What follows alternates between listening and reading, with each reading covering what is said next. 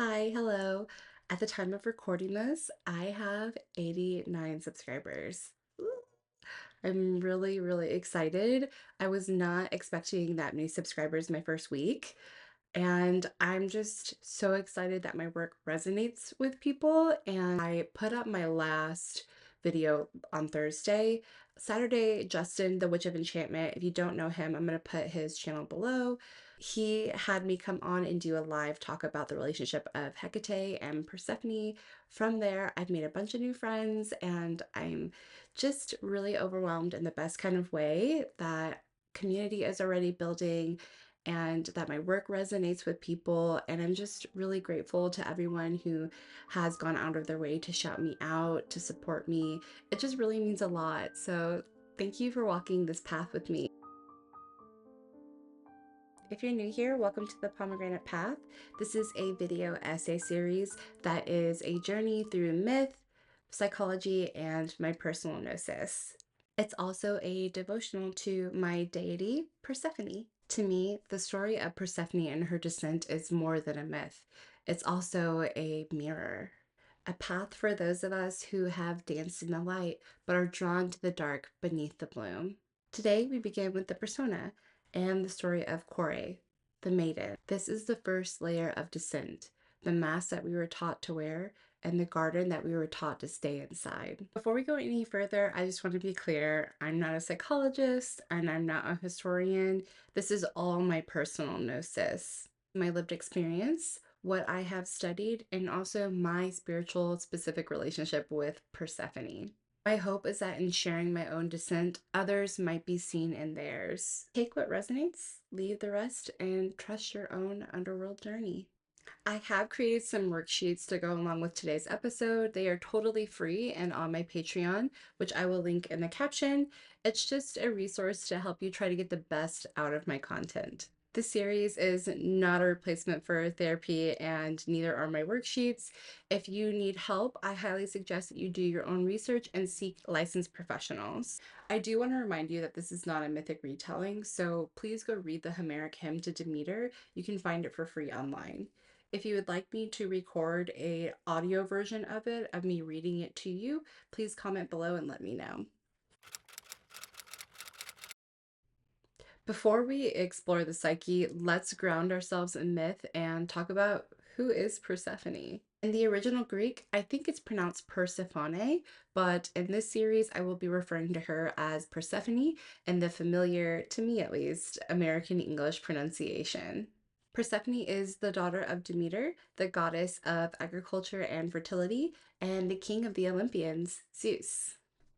She actually holds two names. One is Kore, meaning maiden, and Persephone, who is queen of the underworld. These aren't just titles, they are a reflection of a profound metamorphosis, a movement from innocence to sovereignty.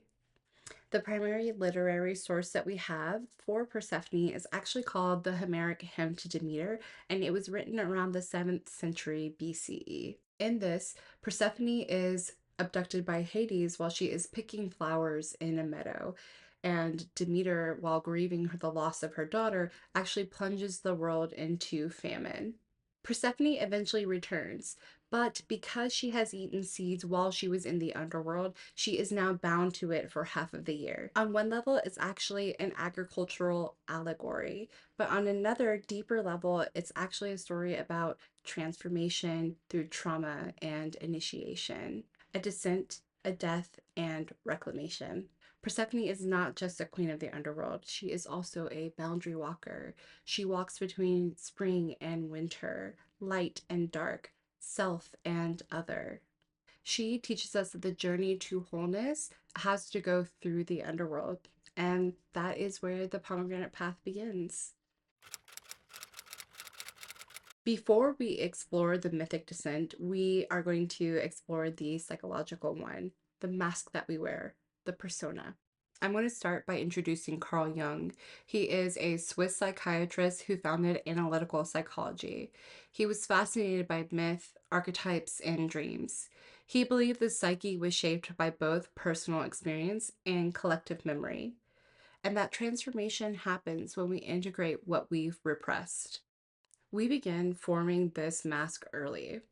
We absorb messages as to what the world tells us is lovable, which traits are welcome, and which traits are met with silence, shame, and withdrawal. This becomes the mask that we wear in order to interact with the world. Here's the key though, the persona is not false, it's just not the whole truth. It contains real parts of us, our humor, our kindness, our intelligence, but it also hides big parts of ourselves that we were told are unacceptable. And this part of ourself that gets hidden, this is what becomes shadow. To keep this mask in place, we unconsciously repress what doesn't fit. Maybe you were praised for being quiet and you have buried your anger. If you were admired for being responsible, now you may have repressed your need for care. And if you were valued for being pretty or pleasing, you may have silenced your grief, jealousy, or rage. These parts don't disappear. They become psychic weight, shaping your patterns, your dreams, and your relationships.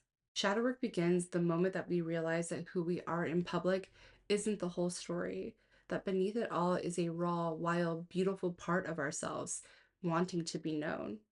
And this too is Persephone. For those of us who are socialized into femininity, their persona is often deeply gendered. I want to acknowledge that my experience comes from being raised as a cis woman. So that is not everyone's experience, and take what resonates and leave what doesn't. From a young age, many of us are taught to be desirable, but not powerful, be pleasing, but not complicated, be intuitive, but not opinionated, be radiant, but not disruptive, be sacred, but not sexual. None of these traits are inherently wrong. The issue is when we believe that that's all we are allowed to be. This is the good girl mask, a mask of womanhood crafted for survival. But we are meant to be so much more than this. I believe that Corey is both the persona and the inner child. She is the maiden mask, the role of daughter, innocent, good girl. She is shaped by expectation.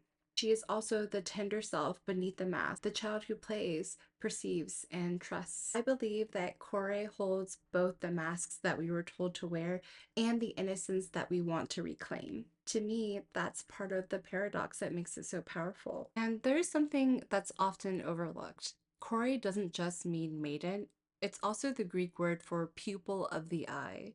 The pupil is how we perceive light, how we adjust to darkness. Corey is innocence, yes, but also perception. Corey is the part of you that lived in innocence before roles and expectations, the part of you that played, wondered, and trusted. But like all children, she was vulnerable, shaped by the stories told around her.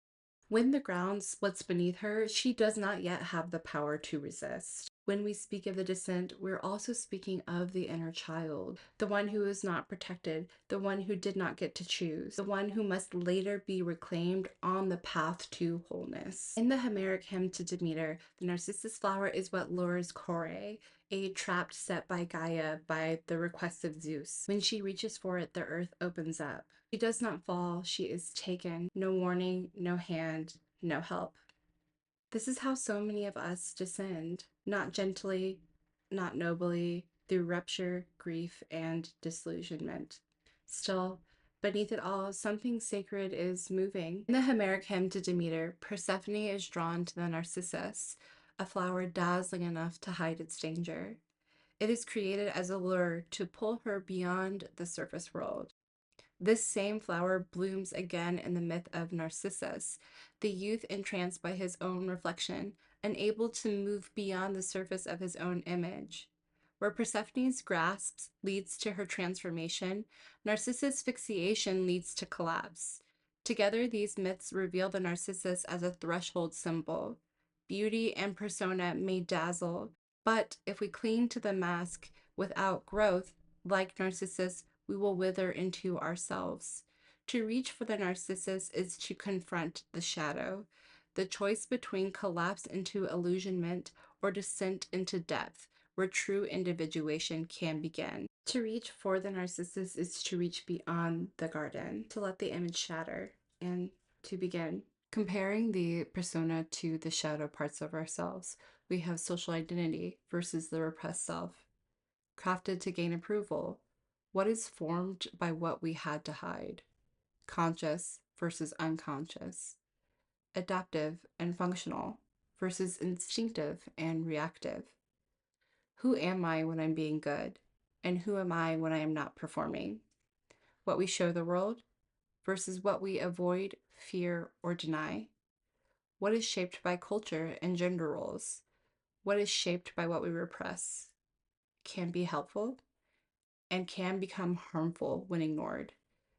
Needs visibility and needs compassion and integration. The persona is not a lie, but it is a fragment, and the shadow is not just flaws, it's actually a key. This is where we begin with the mask, with the meadow, with Kore. In the next episode, we'll follow her deeper into the underworld, into shadow, and into descent.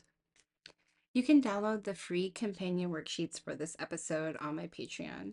Each one includes inner work prompts to help you reflect more deeply, but please remember shadow work is not for everyone. Please take care of yourself as you move through it and be mindful of where you are at on your journey. If you choose to participate, do so gently and with compassion for yourself. Like Persephone, you might not have chosen to descend, you can choose what you will become. May your path be sacred, your shadow sovereign, and may you always bloom wildly. I'll see you next time.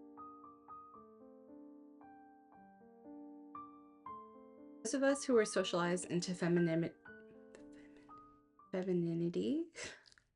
the persona is often and the king of the Olympians.